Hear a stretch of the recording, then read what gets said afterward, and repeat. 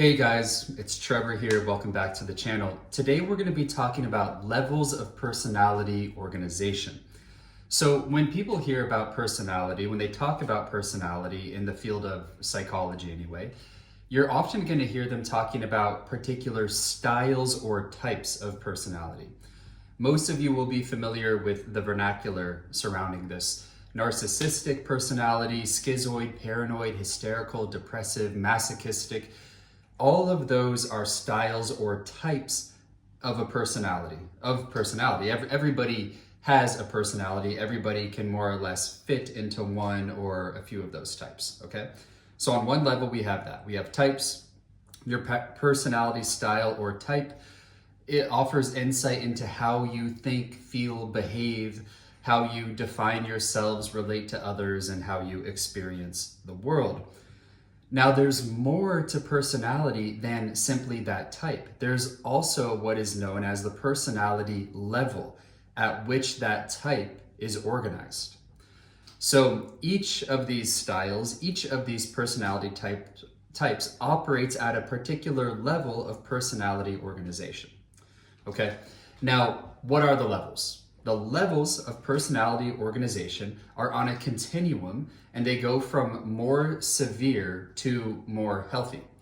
So on the more severe side, we have psychotic, that's followed by borderline, which is followed by neurotic, which is followed by normal or healthy.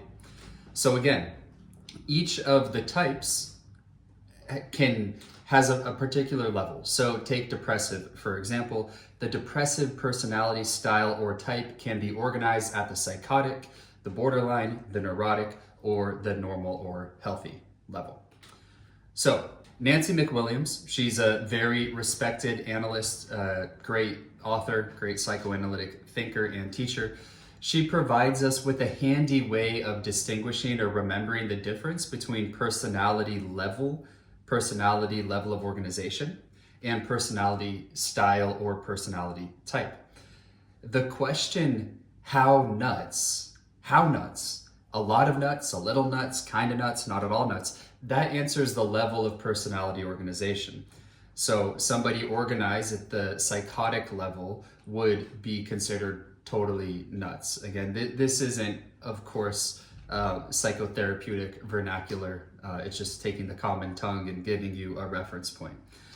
For personality styles or types, the question is nuts in what particular way? Because the particular way that a person is nuts varies, and then the degree to which they're nuts in that particular way also varies according to the levels. The personality level of organization reflects the degree to which the less than ideal aspects of a given personality style affect a person's life. The more severe or the less healthy a person's level of organization, the more likely it is that they'll experience the downsides of their personality style, and the less they'll benefit from the potential upsides of their personality style. To take a quick example, imagine a person with an OCD personality type or personality style, and imagine they're organized at the healthy or the neurotic level. They're going to be detail-oriented and disciplined, and this can help them in their life. But now imagine that the OCD personality is organized in the psychotic, maybe the borderline level. And at this level, the upsides are going to be overshadowed by the negative aspects of their OCD style, which are going to manifest, for example, as unbending rigidity and perhaps threatening or overwhelming anxiety. A little bit of a history lesson here. As I mentioned, the current spectrum of personality level of organization goes from psychotic to borderline to neurotic to healthy, but that wasn't always the case. In the early days of psychoanalysis, there were only two categories, psychotic and neurotic. Psychotic individuals were those who had little to no contact with reality, while neurotic referred to those individuals who had a reasonable grasp of reality. Neurotic individuals in this particular dichotomy were thought to have defenses that were too rigid, too firm. They didn't allow repressed energy to emerge. They were sort of cut off from the nectar of life and from their own creativity. And so therapy with neurotics was about relaxing the defenses to let that energy flow through. Psychotics, on the other hand, were those individuals whose boundaries were too weak. Too much of their energy was coming up and overwhelming them. So that was how therapy was conceptualized. The differences in working with a neurotic person is about relaxing boundaries. Working with a psychotic person is about strengthening boundaries. However, this framework lacked nuance. It was too black and white, too all or nothing. And in the 1950s, clinicians recognized that there was a middle ground between psychosis and neurosis. We now call that the borderline level. The borderline individuals didn't experience hallucinations or delusions, so they couldn't be considered psychotic, but also their internal life appeared to be more chaotic, less organized, and more sort of difficult, more distressed than neurotics. So in short, they were too sane to be crazy, but too crazy to be sane. And so thus the borderline level emerged, ranging from the edge of the neurotic to the edge of the psychotic.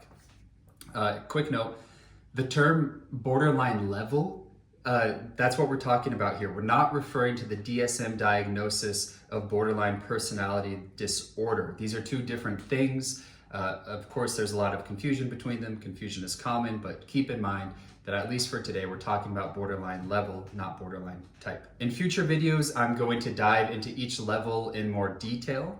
I'm also going to dive into the individual types, but today here's a quick overview of the differences between the three main levels. So people at the psychotic level of organization, they're preoccupied with what we call symbiotic issues, meaning they have difficulty distinguishing between themselves and others. They can't quite differentiate what's inside and what's outside. They struggle with basic reality testing. Their overarching anxiety is a fear of their very existence, of losing their existence, a fear of annihilation. People at the borderline level of organization, they're preoccupied with what is known as separation individuation issues. On the one hand, they fear enmeshment, which would mean for them a total loss of self. On the other hand, they fear isolation, which would mean for them a traumatic type of abandonment. Their overarching anxiety is separation anxiety. And then people at the neurotic level of organization, they deal with a lot of internal conflicts between their desires and their fears and repressed guilt that they don't want to come up. In fact, their overarching anxiety, their central anxiety, is a fear of guilt and an effort to avoid guilt.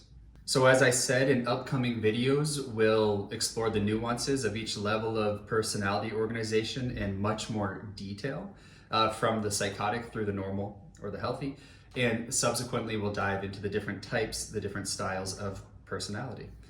Thank you for watching. Have a great day.